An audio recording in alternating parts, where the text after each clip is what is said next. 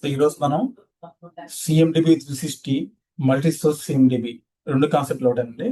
వీటి గురించి తెలుసుకున్నాము. సో ఇవి తెలుసుకునే ముందు మనకి వీటి ఇంపార్టెన్స్ గురించి తెలుసుకున్నాము.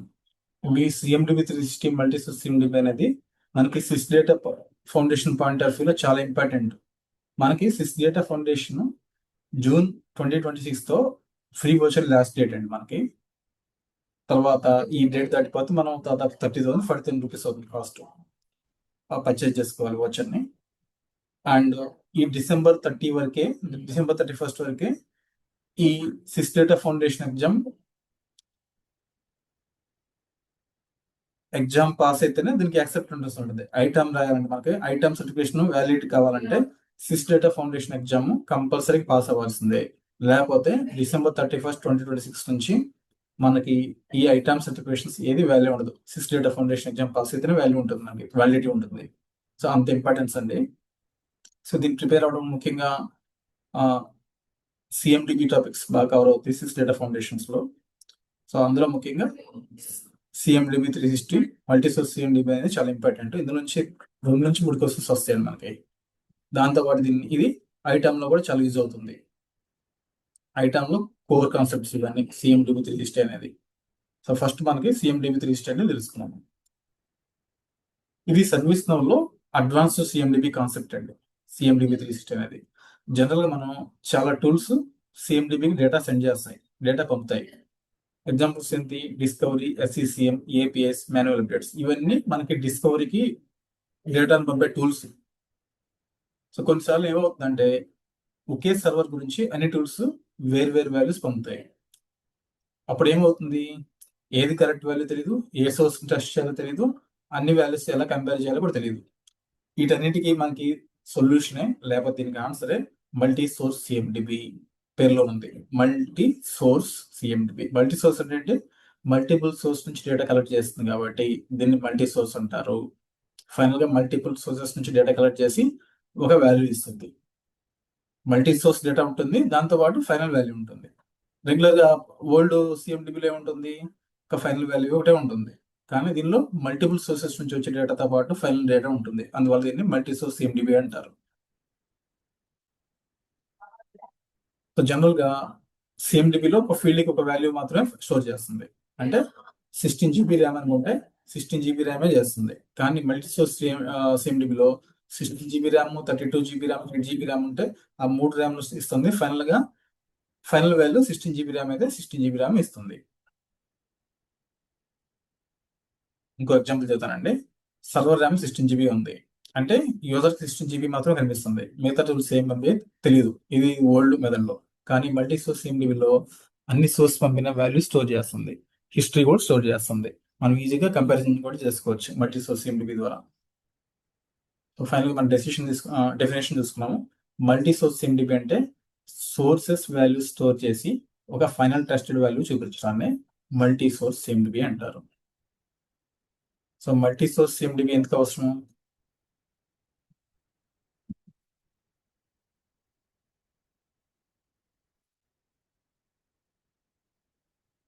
జనరల్ సిఎండిబిలో ఒక వాల్యూ మాత్రమే ఉంటుంది. ఎవరు ఆ వాల్యూ పంపించారో తెలియదు, మనం కంపేర్ చేయలేము. రాంగ్ డేటాని రికగ్నైజ్ చేయడం కష్టంగా ఉంటుంది, కాన్ఫ్లిక్ట్ ని డీబగ్ చేయడం కష్టంగా ఉంటుంది. ఎగ్జాంపుల్, డిస్కవరీ ఏంది మనకు 16 GB ర్యామ్ పంపించింది, ఎస్ఈసిఎం ద్వారా 32 GB ర్యామ్ మనకు డిస్ప్లే అవుతుంది. కానీ సిఎండిబిలో మనకు కనిపించేది మాత్రం డిస్కవరీ ద్వారా టెస్టెడ్ వాల్యూ 16 GB కూడా కనిపించింది. సో ఇప్పుడు 16 GB ఎందుకు వచ్చింది తెలియట్లేదు. దానికి solution multi source సిఎండిబి. Multi source సిఎండిబి వల్ల బెనిఫిట్స్ ఏంటి? మనం అన్ని వాల్యూస్ ని కంపేర్ చేసుకోవచ్చు. అంటే 16 GB కంపేర్ చేసుకోవచ్చు, 32 GB కంపేర్ చేసుకోవచ్చు, 8 GB ర్యామ్ కంపేర్ చేసుకోవచ్చు. దాంతోపాటు రాంగ్ టూల్స్ మనం ఈజీగా ఐడెంటిఫై చేయొచ్చు మల్టీ సోర్స్ సిఎండిబి ద్వారా. డేటా క్వాలిటీ పెరుగుతుంది, స్మార్ట్ రికన్సిలేషన్ అనేది పాసిబిలిటీ అవుతుంది ఈ మల్టీ సోర్స్ సిఎండిబి ద్వారా. రియల్ లైఫ్ ఎగ్జాంపుల్స్ ఏంటండి? మల్టీ సోర్స్ సిఎండిబిలో మనకి వేరియబుల్ సోర్సెస్ నుంచి సిఎండిబి డేటా వస్తుంది కదా, అదేంటిది డిస్కవరీ నుంచి వస్తుంది, ఎస్ఈసిఎం నుంచి వస్తుంది, మాన్యువల్ గా వస్తుంది, ఇలా డిఫరెంట్ టూల్స్ నుంచి వస్తుంది మనకి. సో నార్మల్ సిఎండిబిలో 16 GB ఒకటే కనిపిస్తుంది, డిస్కవరీ ద్వారా వచ్చిన ట్రస్టెడ్ డేటానే కనిపిస్తుంది. కానీ మల్టీ సోర్స్ సిఎండిబిలో 16 GB కనిపించేది, 32 GB డేటా కనిపించేది, 8 GB కనిపించేది, ఫైనల్ గా ఎక్యురేట్ డేటా కనిపించింది. 16 GB ఎక్యురేట్ కాబట్టి డిస్కవరీ సోర్స్ నుంచి మనం ఎక్యురేట్ గా ఫిక్స్ చేసాం కాబట్టి ఆ ఫైనల్ గా 16 GB కూడా కనిపిస్తుంది. ఇది మల్టీ సోర్స్ CMDB యొక్క గొప్పతనం మనకి.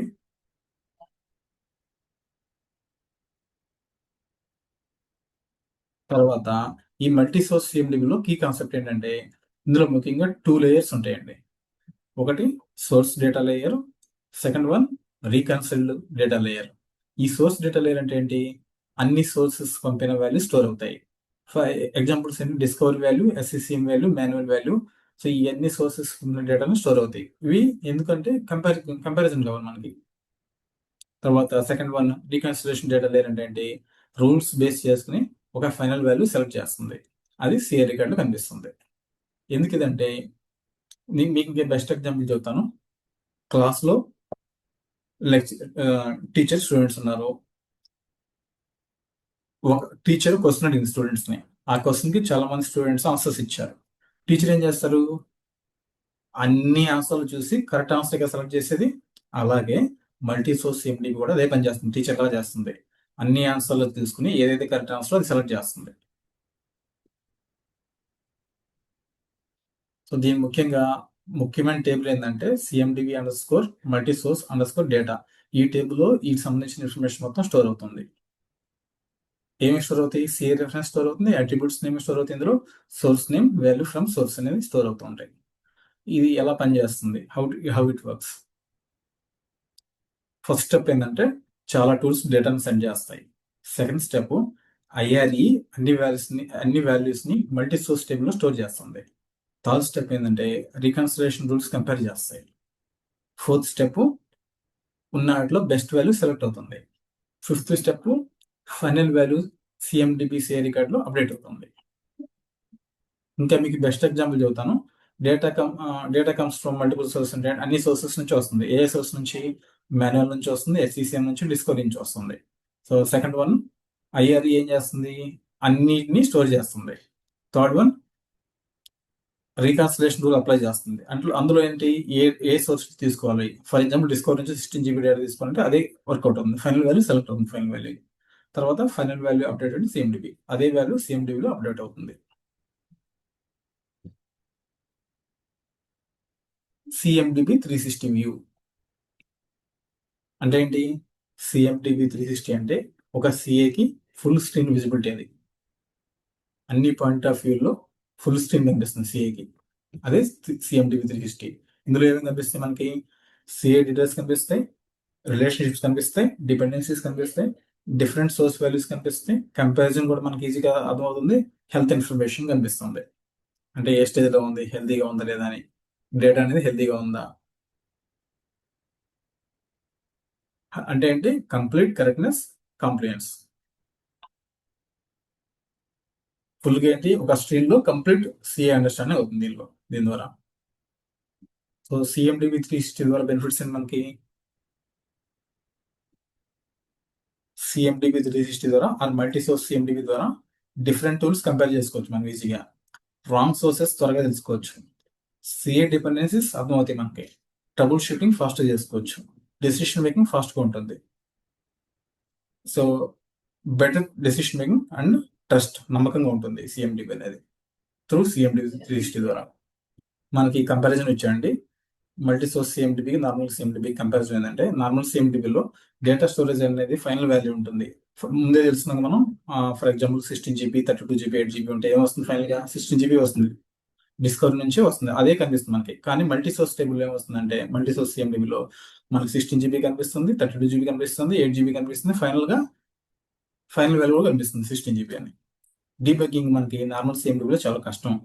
డీబగ్గింగ్ మల్టీ సోర్స్ CMDBలో చాలా ఈజీగా ఉంటుంది. ట్రాన్స్పరెన్సీ అనేది నార్మల్ CMDBలో తక్కువ ఉంటుంది, మల్టీ సోర్స్ CMDBలో ట్రాన్స్పరెన్సీ ఎక్కువ ఉంటుంది.